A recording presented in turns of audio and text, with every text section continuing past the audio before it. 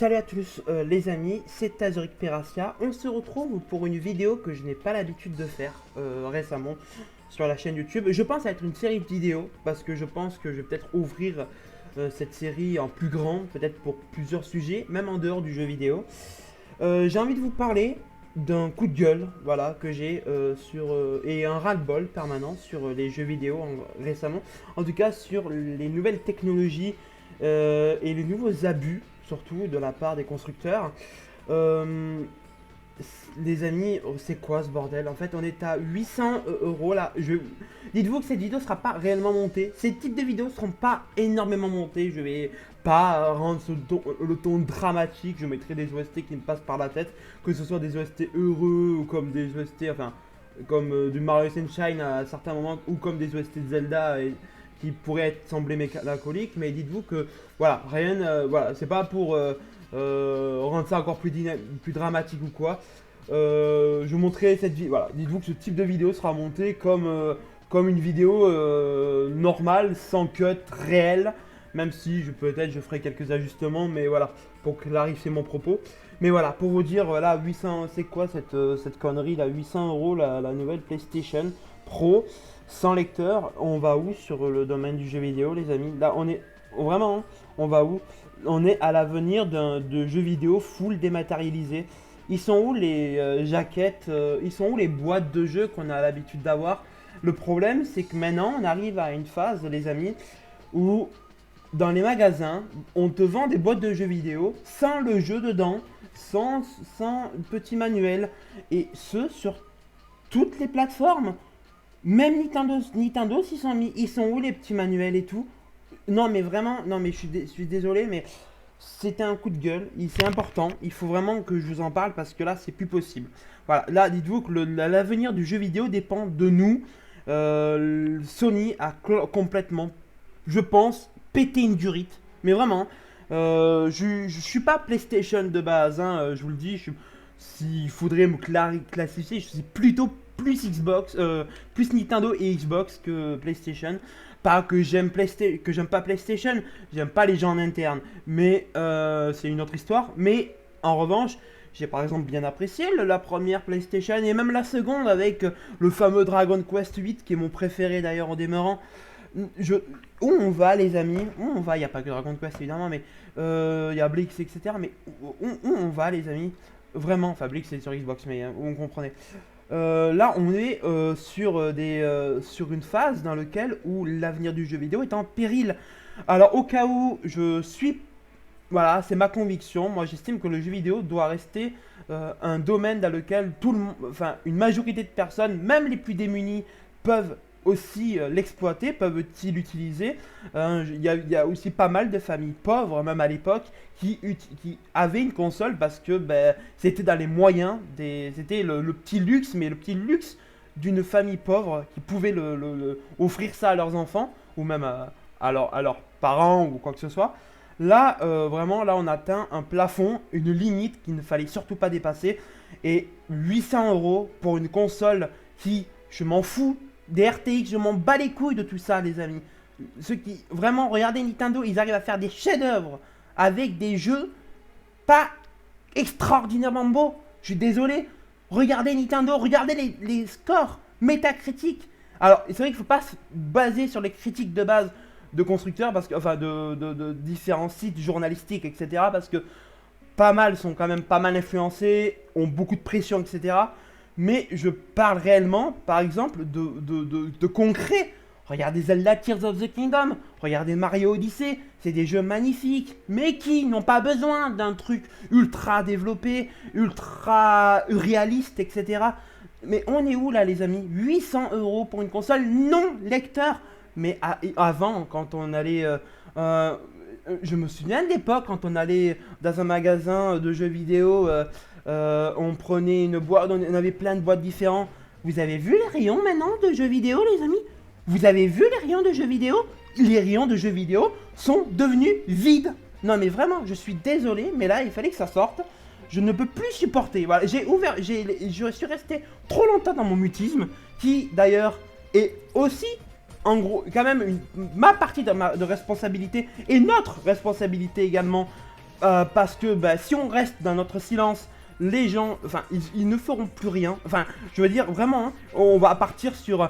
il va y avoir que des cartes prépayées. Et encore, sur, dans les magasins, les magasins de jeux vidéo, les amis, se cassent tous la gueule. Vraiment, se cassent tous la gueule en cause du dématérialisé. Je sais pas si vous vous en rendez compte. On n'a plus de game media, on n'a plus rien. On n'a plus rien ici. C'est dingue. Les magasins de jeux vidéo ferment les uns après les autres. On en a une minime partie. Heureusement qu'il y a quand même encore des magasins qui arrivent à sortir un peu du lot, comme des caches express, etc., qui permettent de préserver le jeu vidéo. Mais là, non. Là, trop, c'est trop. Là, 800 € pour moi, une console, c'est pas du tout, mais vraiment pas du tout cohérent avec l'avenir du jeu vidéo dans lequel moi-même et même plusieurs personnes, heureusement que je suis pas le seul, heureusement, regardez Concurax, les amis, vraiment c'est une personne qui est vraiment formidable sur ça et je l'en remercie. Vous avez une pétition d'ailleurs que je vais aussi partager sous ma vidéo dans lequel il faut, voilà, si vous avez les moyens pour pouvoir agir, vous pouvez la signer déjà, mais si vous avez moyen de la partager, et c'est important parce que l'avenir du jeu vidéo dépend aussi de nous. Voilà, c'est pour vous dire que là, des gens, on peut se focaliser sur, à la limite, c'est bien d'avoir de la puissance, au contraire, c'est ce qu'il faut un peu pour une console, pour l'évolution d'une console. Mais là, c'est devenu trop abusé. Autant prendre un PC. Il y a des gens, j'ai vu plein de personnes dans les commentaires qui disent ouais mais c'est pas possible, il n'y a aucun PC à ce prix là qui peut faire tourner des jeux PS5. Les amis, je suis désolé de vous le dire, vous allez peut-être sur des mauvais sites. Je vais vous le dire honnêtement, j'ai un PC qui m'a coûté 800 €, voilà, enfin 700 et quelques mais 800 €, qui est un PC que j'ai acheté sur Memory PC, c'est un site. Alors je vais pas faire de placement de produit ni rien, ils m'ont rien donné, mais enfin ils m'ont pas fait de pub, enfin dans le sens ils m'ont pas proposé de pub ni rien, mais voilà, je sais pas, voilà, je sais pas un placement de produit ni rien, mais dites-vous que voilà, j'ai acheté un PC à 800 € sur Memory PC. Un PC qui, au cas où, on va dire l'équivaut, parce que j'en parle avec des gens, et dont un abonné à moi qui s'y connaît, qui veut aussi de la crypto-monnaie, qui juge que c'est un PC dans le coût normal à 1400 €, qui tout simplement peut, vraiment vous sert, moi par exemple, permet de mettre de la RTX, je veux dire, permet de faire tourner des jeux et des émulateurs comme par exemple Yuzu, avec des graphismes 4K. J'arrive à faire tourner Dolphin Cemu avec des textures 4K sans perte d'FPS. J'arrive à avoir des shaders magnifiques sur Minecraft. Je suis désolé, on peut réussir à tourner de la PS5 sur un ordinateur quand on trouve les bons sites qui permettent simplement d'avoir un ordinateur. C'est vrai que pour Memory PC, il est peut-être pas très connu en France. Il commence à se faire connaître, mais pas très connu. Mais voilà, c'est faux de dire que le PC maintenant ne peut pas faire tourner des jeux de la PS5, les amis. C'est totalement faux. Rendez-vous compte, c'est totalement stupide.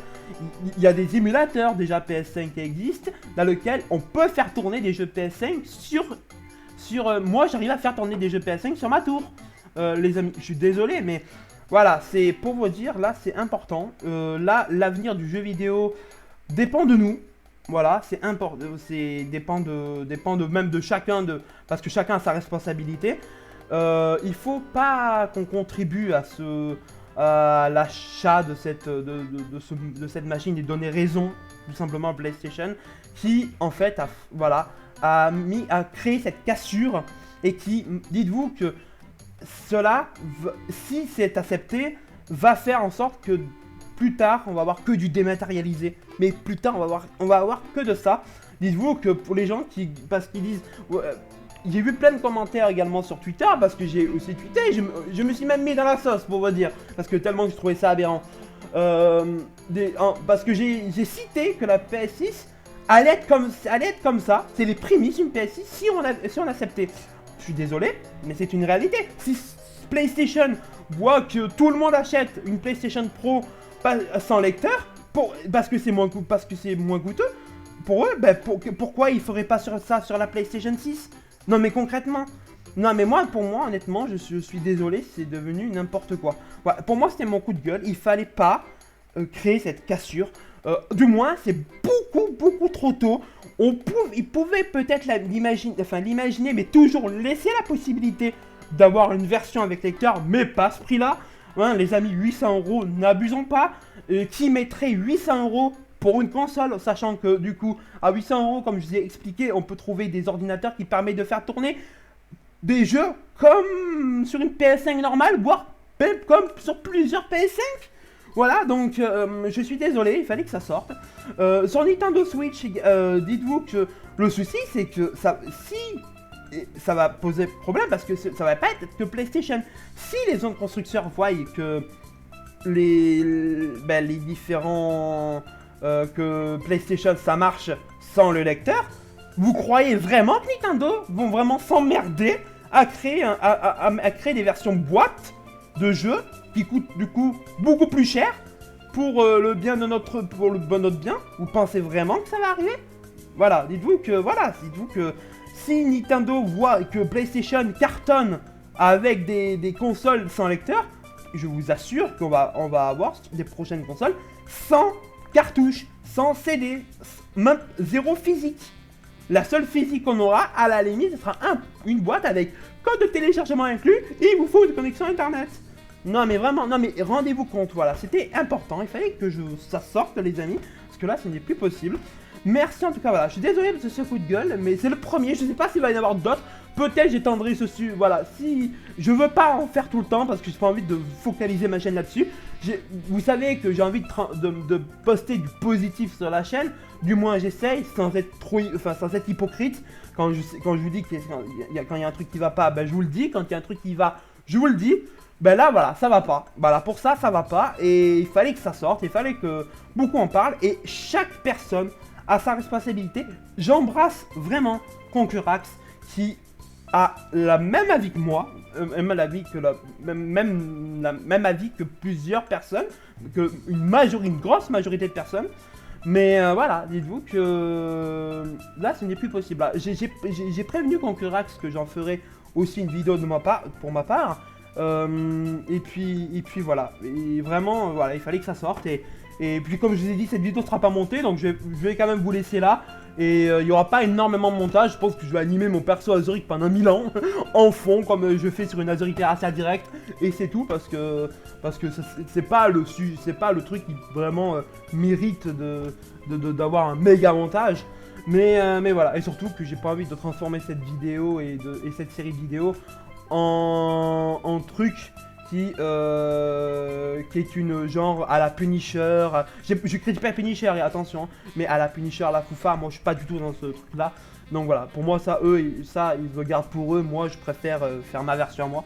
Et du coup voilà. Bon ben voilà, c'était plutôt pour vous dire ça. Et merci en tout cas de m'avoir suivi. Je suis désolé pour ce coup de gueule, il arrive en plein mois de septembre, mi-septembre là pour vous normalement. Et puis voilà, ben, portez-vous bien. Merci de m'avoir suivi quand même jusqu'au bout. Et puis voilà. Et j'espère que l'avenir du jeu vidéo se portera bien quand je vois les... Voilà, on reviendra sur Ubisoft peut-être un peu plus tard pour un prochain coup de gueule. Peut-être pas aujourd'hui parce qu'on va pas en faire tous les jours non plus. Mais voilà, on va revenir bientôt. Certainement le prochain sera sur Ubisoft parce qu'il y a aussi beaucoup à dire. Et puis voilà. Allez, bah du coup, bah, d'ici là, portez-vous bien les amis. Ciao tout le monde. Hey, peace. Et du coup, bah... en espérant que l'avenir du jeu vidéo se portera bien. Et j'embrasse toujours Concurax et plusieurs personnes qui pourraient penser comme moi. Et puis voilà.